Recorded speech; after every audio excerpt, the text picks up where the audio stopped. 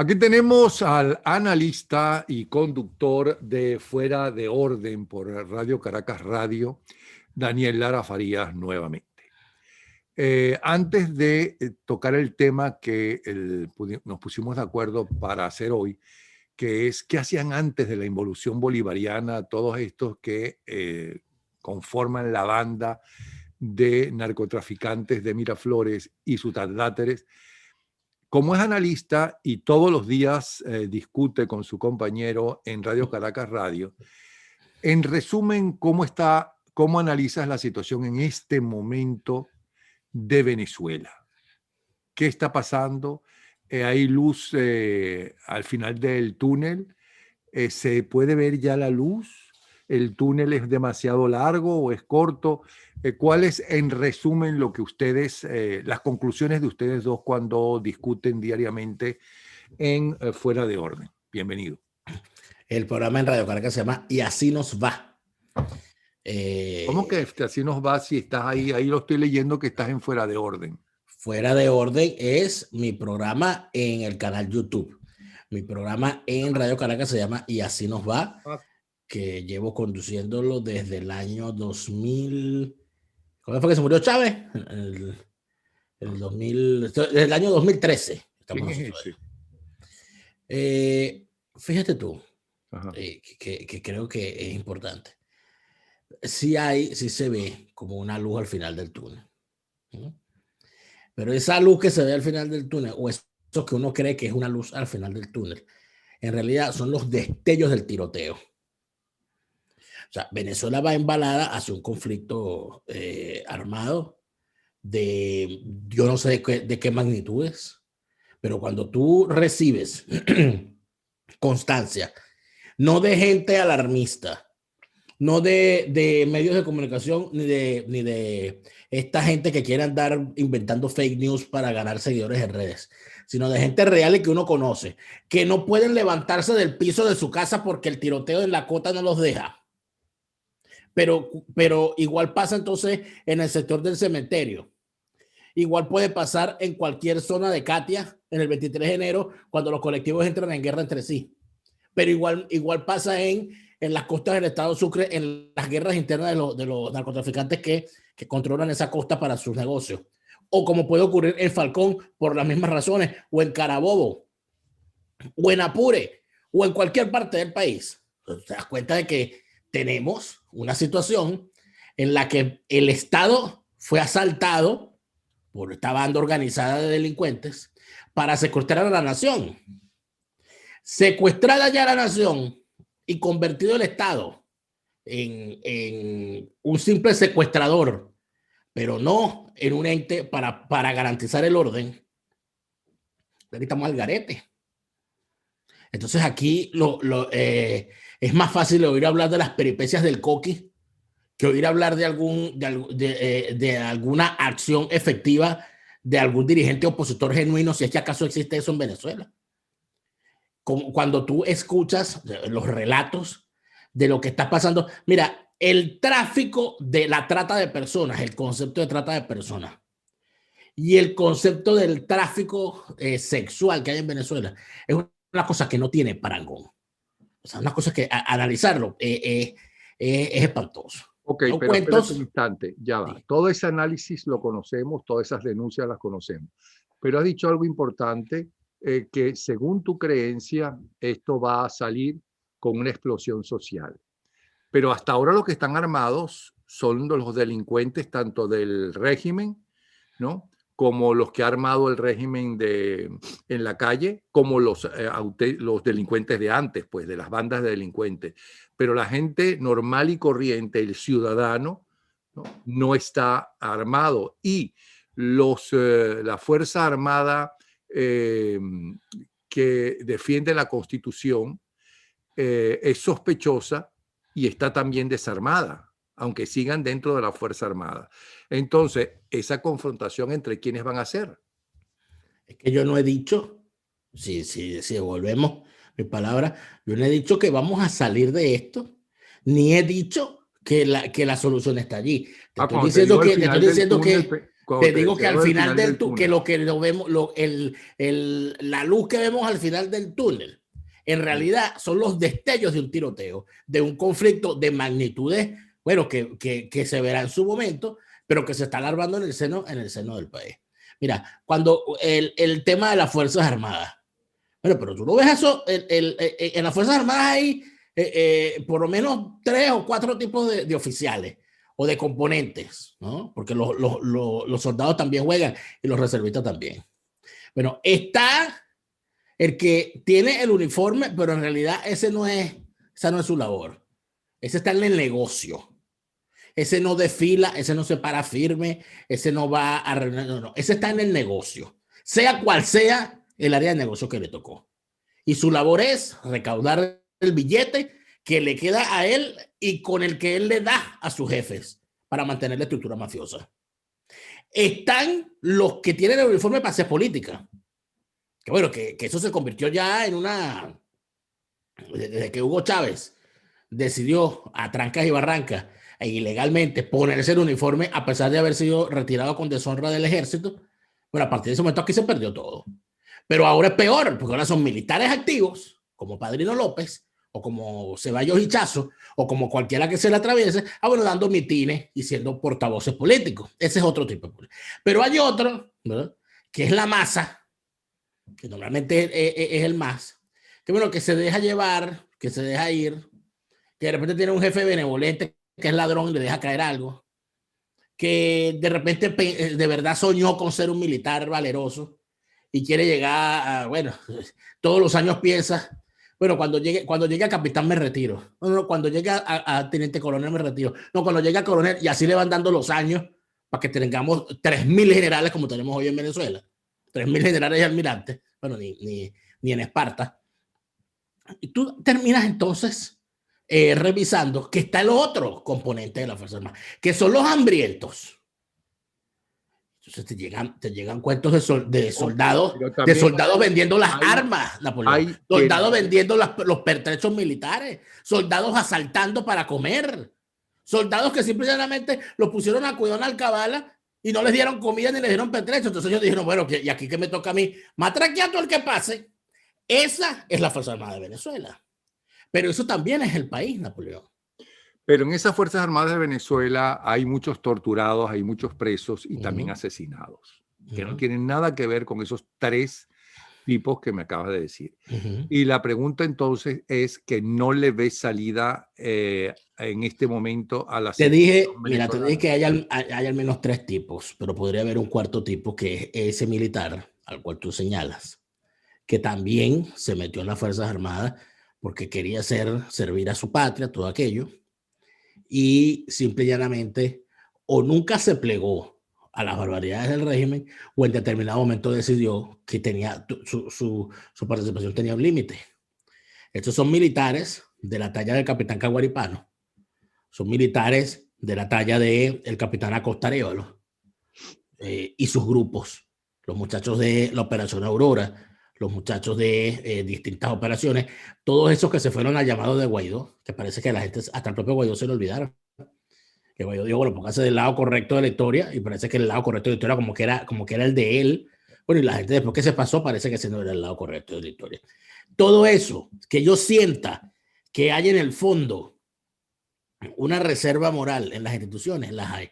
Pero Napoleón, vamos institución por institución. Es posible que Hugo Chávez haya dicho en su momento, ¿para dónde nos vamos a remitir? Que él quiere y requiere que le den un millardito. El Banco Central, ¿te acuerdas del caso del millardito? No, yo lo que quiero es un millardito, ¿no? Y déme mi millar. Y empezó con ese taquete hasta que se lo dieron. Si hubiese una institución como el Banco Central de Venezuela, donde con conciencia de su labor y de su deber ante el país, que desde el presidente del Banco Central hasta el último portero hubiese dicho no, porque la ley lo impide, Hugo Chávez no llega hasta donde llegó. El hecho de que las instituciones y la gente haya perdido el sentido del deber, porque si usted es portero, usted es responsable de esa puerta y por esa puerta no pasa ni Dios porque esa es la orden que usted tiene, no hubiesen salido los lingotes de las bóvedas, porque no es nada más Nicolás no fue él con el camión, que sabe manejar porque era chofer, lo sabemos, y tiene licencia quinta, ¿no? Él no fue Nicolás con el camión a cargar él mismo los lingotes en el camión para llevárselos para Miraflores, Napoleón. Hubo alguien que dio la orden, hubo alguien que la ejecutó, hubo alguien que lo vio, nadie lo denunció y todo el mundo lo permitió. Espérate, y sigues evadiéndome algo que nos interesa saber, porque ustedes dos son dos analistas reconocidos en el país.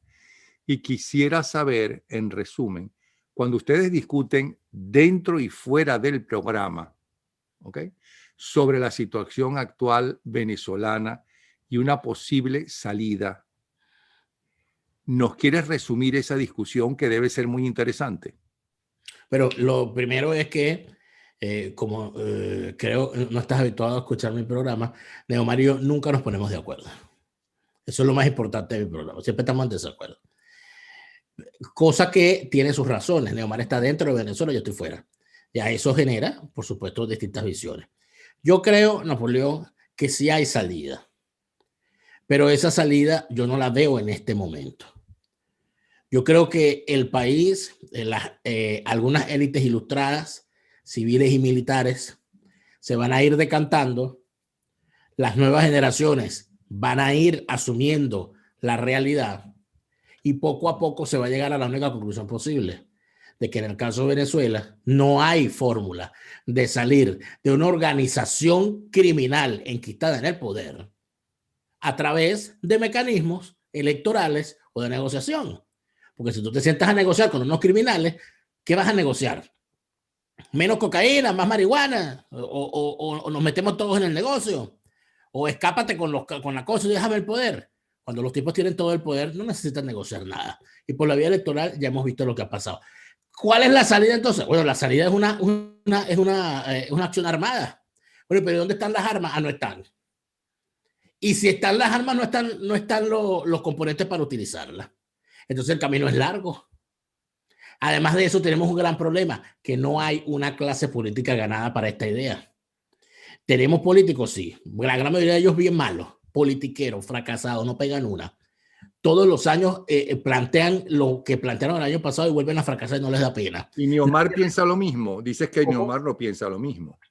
Bueno, Neomar, para tener detalles de lo que piensa, podría hablar con él, pero yo siento que si en algo estamos en sintonía, es en nuestro sincero descreimiento de la actual clase política venezolana, con algunas excepciones que siempre son notables y que vale la pena rescatar, por supuesto, pero que en su mayoría, los que de verdad tienen el sartén por el mango, bueno, han hecho con Venezuela una gran estafa. Fíjate que tienes ahorita tenemos ahorita la gran oportunidad para volver a demostrar lo que los tipos son, unos estafadores seriales. Con los mismos argumentos que salieron a convencer a la gente de no votar en las pasadas elecciones, con los mismos argumentos van a salir a la gente a convencerla de ir a votar en las elecciones de gobernadores. Una cosa insólita. Con las mismas condiciones, con el mismo CNE, con las mismas normas chucutas, con las mismas máquinas, con las mismas trampas y con Nicolás de Miraflores. ¿Qué ha cambiado desde diciembre al día de hoy para que haya cambiado tan radicalmente el discurso de algunos personajes que llamaron a la atención hace menos de un mes? No ha cambiado nada. Lo que pasa es que la dinámica que este sistema chavista impone hace que los tipos caigan en un loop. No, ahorita llamo a la abstención. Cuando llamas a la atención, dices, ay, viste, la abstención no sirvió, ahora hay que votar. Entonces llama a la gente a votar. Lo roban y dicen, viste, nos hicieron fraude, hay que reclamar. Sales a la calle, te matan, meten un poco de gente presa y empieza otra. Y así van, y así van, y así van. Mientras nosotros no rompamos ese círculo vicioso, esto no va. ¿Y cuáles son esos dirigentes que mencionaste que son las excepciones para ti? Mira, yo te diría que hay una buena cantidad de dirigentes en las organizaciones gremiales y de base y sobre todo a nivel regional y vecinal, que vale la pena tenerlos en cuenta porque uno los ve haciendo algunas cosas. Te diría, por ejemplo, que este muchacho que tú siempre entrevistas, colega periodista, Carlos Julio Rojas. Oye, veo a Carlos Julio Rojas fajado en la defensa del sector donde él vive, con este tema de las invasiones y de los atropellos. Es un dirigente genuino, que de paso, no estoy 100% de acuerdo con sus posiciones. Él cree en las elecciones, él cree en la participación electoral, pero nadie puede decir que no sea un dirigente genuino de su sector y que creen lo que dice y que no es un tarifado y que no es un asalariado de nadie. Tienes fíjate, me voy para el otro lado, tienes a María Corina Machado, que es una consuetudinaria equivocada en cuanto a los planteamientos de fondo y a veces de forma, pero en ese universo de ratones en el que está metida, puede salvarse de ella, que nadie la puede acusar de ser una ladrona, ni de ser una persona que está en la política para robarse unos reales. Ya eso para mí debe tener algún valor. Luego tienes una buena cantidad de dirigentes de gremios que ahorita, bueno, y no te estoy hablando de los presidentes de las federaciones que tienen 30 años ahí en el cargo, sino de dirigentes de academia. La gente que está en la Academia de Medicina, por ejemplo, y la gente que está en las asociaciones de científicos que han salido al paso a esta pretensión del régimen de Maduro de vender unas goticas milagrosas como la cura para el coronavirus, en un gesto de irresponsabilidad supina mayúscula. Esos que han salido, pero ahí tienes un liderazgo. Ahí tienes una gente que salió y asumió la responsabilidad de decir el presidente miente, que es ya una cosa importante cuando se habla de Venezuela. Y quedan además, Napoleón, y esto es sumamente importante, y yo creo que deberían ser los que más los que más nos duelen, los que más nos importen. Tres canteras de donde van a salir y de donde deberían salir los líderes de la sociedad en el futuro. No estoy hablando en términos electorales, no estoy diciendo que van a ser los candidatos, sino los liderazgos que la sociedad necesita. El gremio de maestros, porque si algo va a necesitar Venezuela en el futuro es dedicarse dedicar casi la mitad de su presupuesto a la educación y al cambio educativo, al cambio del chip educativo que requiere Venezuela para poderse volver a ser una nación. En segundo lugar, las organizaciones religiosas, que uno, a pesar de no ser un ferviente religioso, hay organizaciones religiosas que cada una en su credo están haciendo unas labores que son necesarias para la sociedad. Las labores que hacen de beneficencia iglesias evangélicas, las labores de beneficencia que hace la Iglesia Católica, las labores de beneficencia que hacen otros credos, que son, en efecto, necesarias para la sociedad porque no están vinculadas a un interés económico, sino que están vinculadas a la labor de fe que estas confesiones realizan y, por supuesto, están desvinculadas de lo material. Y la tercera cantera de donde van a salir liderazgos para la sociedad del futuro en Venezuela son estas organizaciones que se dedican, lo que llamamos organizaciones altruistas, donde incluyo a los cuerpos de bomberos. Los bomberos en Venezuela son el único uniforme respetable que nos queda, porque ni los liceístas, porque a ti se te monta un liceísta en el autobús y tú no sabes si te va a saludar o te va a saltar. En cambio, con un bombero eso no pasa. En el caso de los cuerpos de bomberos, que es una gente que trabaja con una mística que, bueno, que uno no sabe, debe ser que nacen con eso de forma natural. Las organizaciones de guardaparques, los guardabosques, las organizaciones voluntarias de búsqueda y salvamento, la gente que trabaja en organizaciones también religiosas como Cáritas u otras muchas más, gente que trabaja sin sueldo, como recatista, e inclusive la señora, que eran los grandes líderes antes, bueno, la señora que en el barrio o en la organización es la que pone las inyecciones, el señor que toma la atención, etcétera. Eso van a terminar siendo los liderazgos necesarios para la sociedad venezolana del futuro. Allí es donde yo veo que están esas grandes canteras que no se acaban. Fíjate que es que ni el chavismo ha podido con ellas, por más que lo ha intentado. Ahora vamos con un tema que habíamos acordado, que es de dónde salen los principales actores de esta banda narcoterrorista que se apoderó del país. Mira, cuando tú me planteaste el tema, yo hice una pequeña búsqueda rápida, ¿no? Y no solamente una pequeña búsqueda, sino también me permite llegar a una gran conclusión. Porque tu pregunta es de dónde salieron. Bueno, todos salieron del mismo sitio, de la sociedad venezolana. Todos fueron a nuestros mismos liceos. Todos estuvieron en las mismas escuelas. A todos les enseñaron a cantar el himno viendo hacia la bandera. A todos les enseñaron que el himno no se aplaude. A todos les dijeron que al árbol debemos unirse tu amor. Jamás olvidemos que obra de Dios. A todos lo pusieron a sembrar una semillita de caraota en un frasco de compota con papel mojado. A todos les dieron la misma educación y hubo uno que se dieron choritos a matar gente. Entonces, cuando tú revisas algo como eso, cuando tú revisas que cualquier alto dirigente malandro del chavismo de tu generación tuvo exactamente la misma educación que tú, escuchaba seguramente la misma música que tú, e inclusive era fan tuyo, te escuchaba en tus programas de radio, y tú ves hoy en lo que se han convertido, y tú ves hoy lo que hacen, tú dices, bueno, pero ¿qué pasó aquí? Ejemplo número uno, que para mí es, bueno, quizá el ejemplo pero más vergonzoso. El caso de Aristóbulo Istúriz. No es que Aristóbulo Istúriz haya sido una perita en dulce en su pasado político, porque eso fue un señor que anduvo saltando de partido en partido. Pero si tú revisas, yo invito a los que nos están viendo, a que busquen dos documentos sobre Aristóbulo Istúriz. Uno, el discurso que dio el 4 de febrero del año 92, después de Caldera.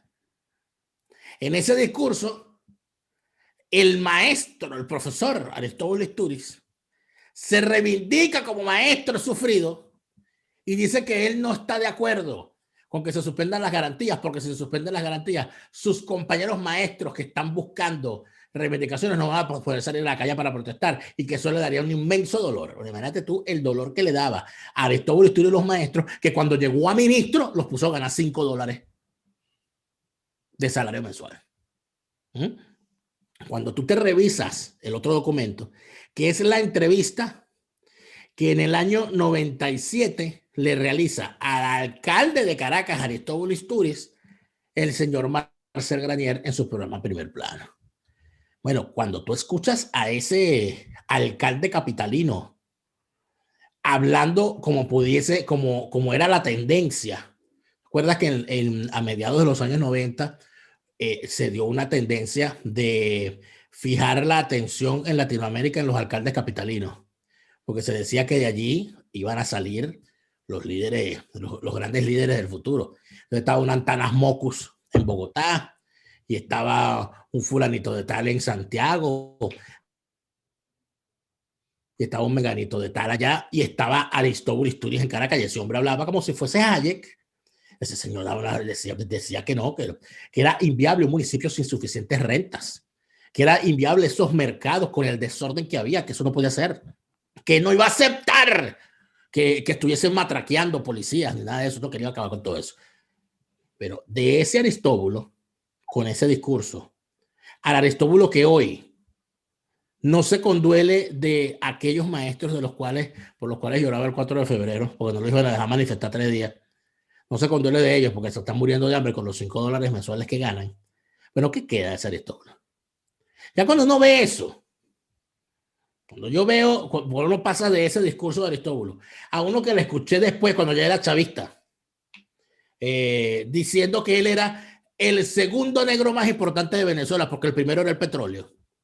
Cuando yo le escuché esa declaración de principios de su propia boca, yo soy el segundo negro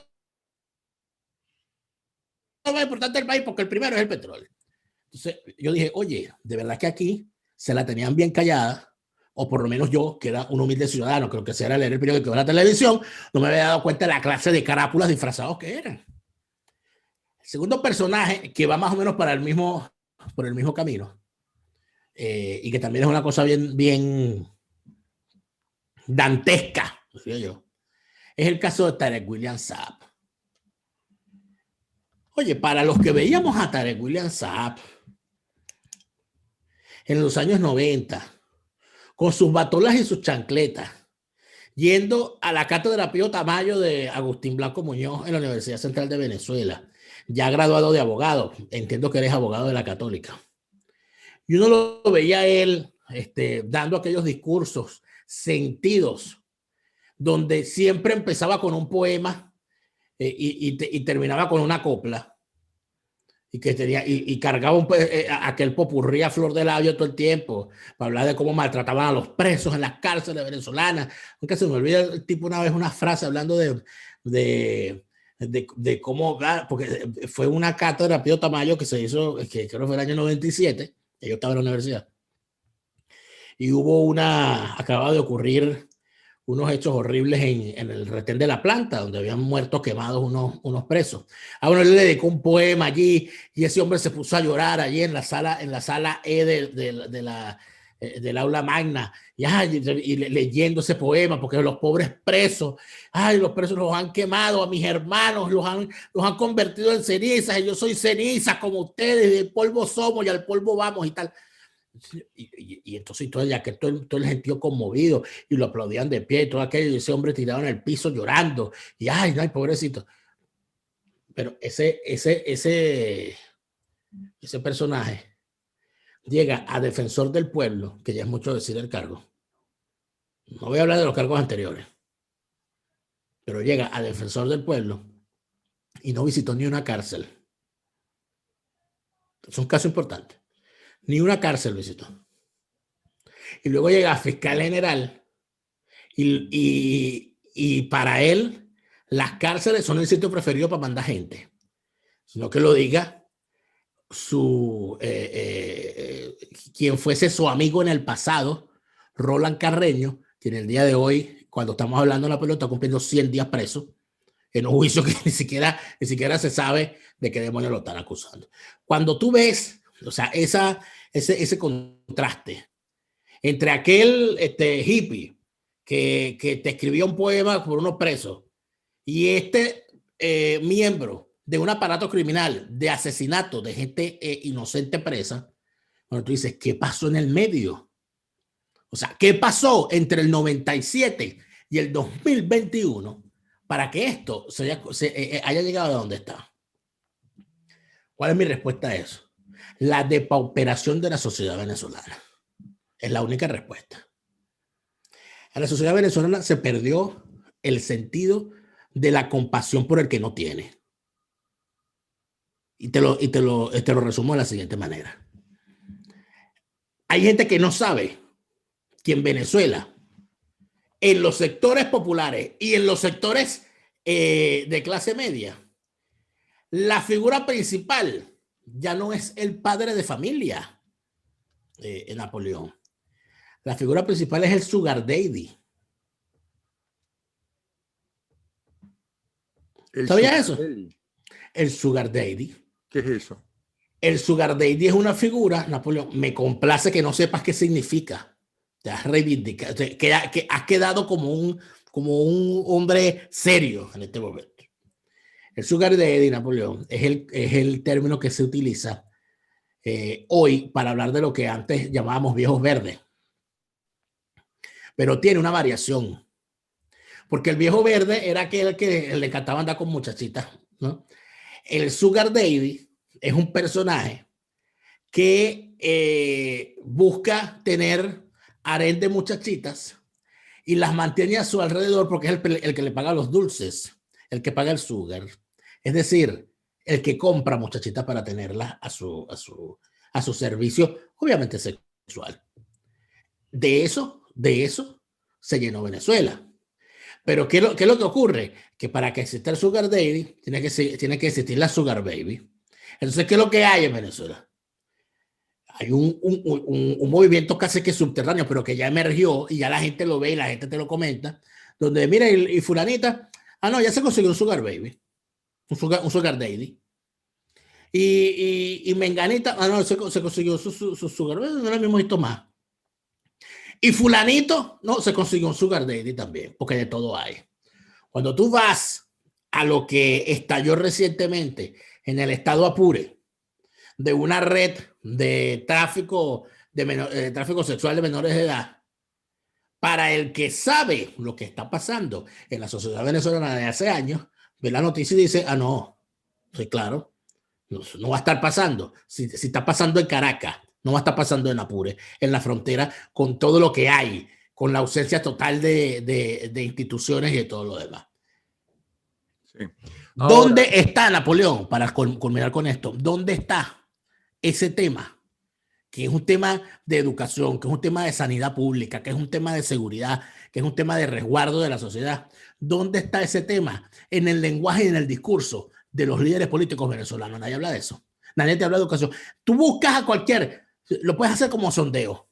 Búscate a cualquier alto dirigente de cualquier partido, de estos de la oposición falsaria esta, que dice ser oposición sin serlo, y pregúntale cuál es el programa de su partido para los cambios educativos de Venezuela. Bueno, vas a tener los programas más cortos de la historia, porque ninguno te va a poder responder.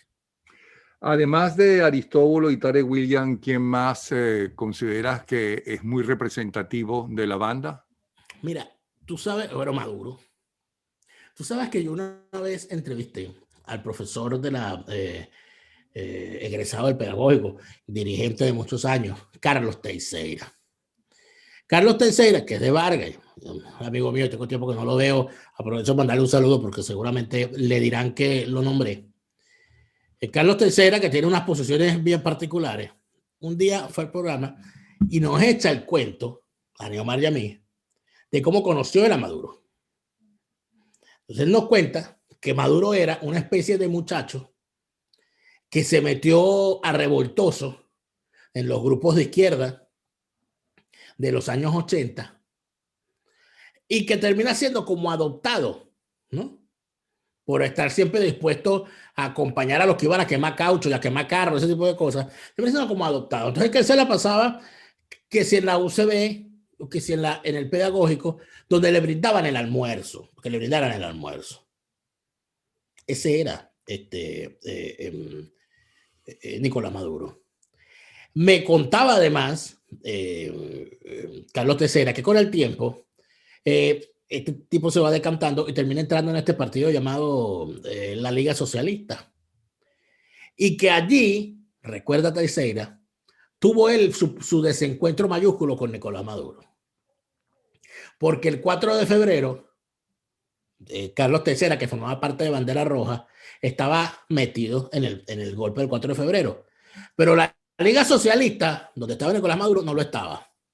Porque ellos decía Nicolás Maduro y la Liga Socialista, que esos militares eran unos gorilas, unos puchistas, es el término que usan estos tipos de izquierdistas de alcurnia. Un tipo que trabajaba manejando un autobús, un metrobús, o si era sindicalero o X, todo lo que era. Un don nadie, ¿no? En apariencia. ¿Cómo termina siendo este imbécil que se para frente a una cámara con unas goticas? Y estas son las goticas milagrosas. Nosotros vamos a salvar al mundo con estas goticas. Y tiene además no solamente quien se ría, quien le ría la gracia, sino que no tiene una sola persona que salga corriendo y le dé un zapatazo en la jeta para que no hable más estupideces. O sea, todo lo que ha tenido que ocurrir en Venezuela para que nosotros hayamos tenido que padecer desde el año 2013 a Nicolás Maduro en el poder. ¿Cómo se llama eso? Él viene, ¿de dónde viene? Bueno, viene de estos grupúsculos de izquierda tirapiedra de las calles de Caracas. ¿Pero a dónde llegó? Bueno, llegó nada más y nada menos que la presidencia. ¿Qué catástrofe social tuvo que haber ocurrido en un país para que Nicolás Maduro sea presidente y para que no haya quien lo tumbe? Bueno, tiene que haber un vacío absoluto del país, que es lo que a mí en realidad me preocupa. Al igual, para pasar a otra persona, el caso de Cilia Flores. Cuando tú revisas, ¿no?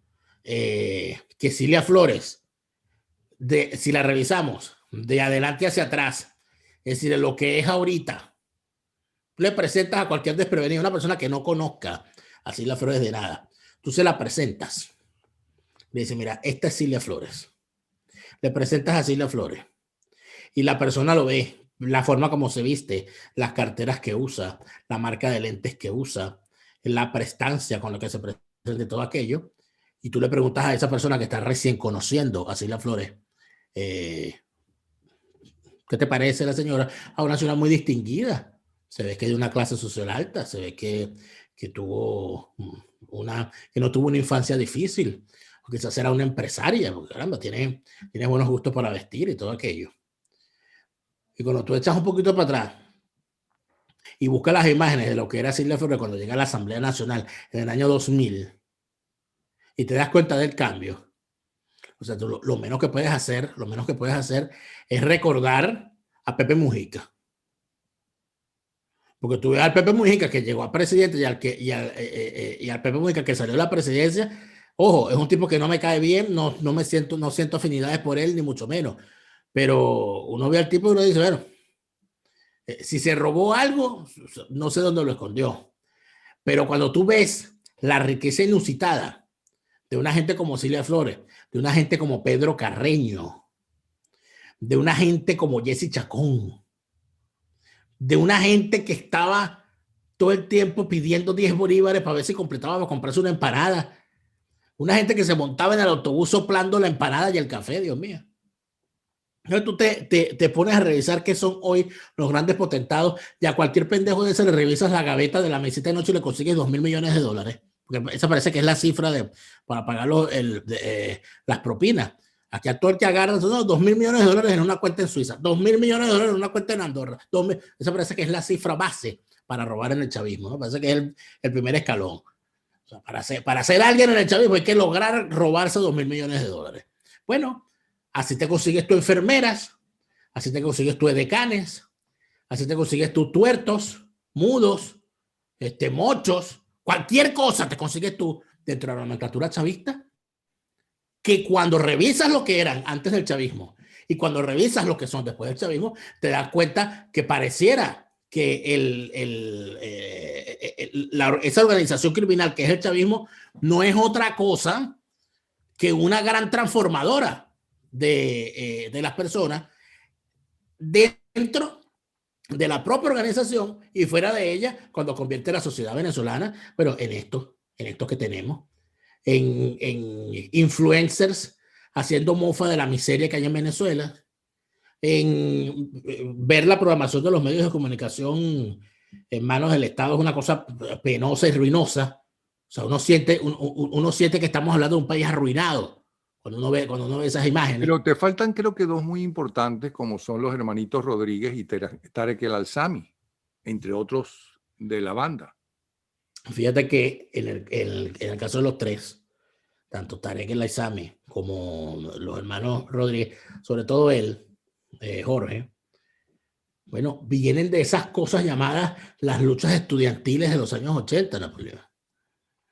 Aquella cosa que se idealizaba y que se trataba en algunos círculos políticos como si fuese una gracia.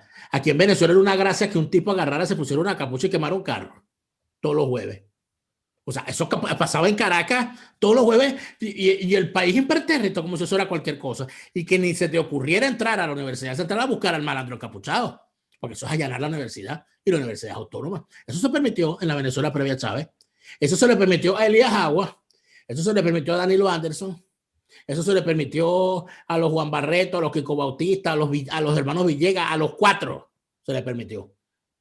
Se le permitió a Jorge Rodríguez y sus cachimbos, se le permitió a toda esa claque de bandera roja de la Liga Socialista y de todos esos grupos que hacían bien la UCB. Entonces uno revisa eso y uno intenta entender porque así como hay unos que se mimetizaron muy bien llorando, escribiendo poemas, hubo otros que siempre fueron unas crápulas, hubo otros que siempre fueron unos malandrines. Y uno no entiende cómo la gente espera de ellos algo bueno. Es el caso de Jorge Rodríguez. Yo todavía estoy intentando saber por qué hay gente que piensa que la llegada de Jorge Rodríguez a la presidencia de la Asamblea Nacional en llave con su hermana en la vicepresidencia de la República significa algo bueno para el futuro de Venezuela. O sea, que ¿dónde lo leyeron? O sea, ¿qué vieron ahí? ¿En qué microscopio los analizaron? Porque para cualquier persona medianamente enterada de las andanzas de Jorge Rodríguez por la dirigencia estudiantil de la UCB en los años 80, en el famoso Grupo 80, con el grupito con el que andaba Jacqueline Faría, Juan Barreto y todos estos demás personajes, cualquier persona medianamente informada sabe de qué estamos hablando aquí. Entonces, en particular esos dos, que los Rodríguez, y Tarek El Alzami, que viene de la Universidad de los Andes, donde me dicen quienes hicieron video y que ese señor jamás logró ganar una unas elecciones estudiantiles, o sea, que ni siquiera sus pares estudiantes lo querían. Bueno, ¿qué era para ellos la lucha estudiantil? Tirar piedras y quemar carros, es decir, acciones de terrorismo. Entonces llegan al poder y ¿qué vamos a esperar de ellos? Que con el poder sean unos terroristas peores de lo que eran. Tarek El Aissami es una muestra maravillosa de eso. Bueno, Daniel, muy interesante este análisis que has hecho de los miembros de la banda narcotraficante. Y nos vemos la semana próxima, ¿te parece? Bueno, si usted me lo permite, con mucho gusto. Yo se lo permito, cómo no. Un abrazo. Hasta luego.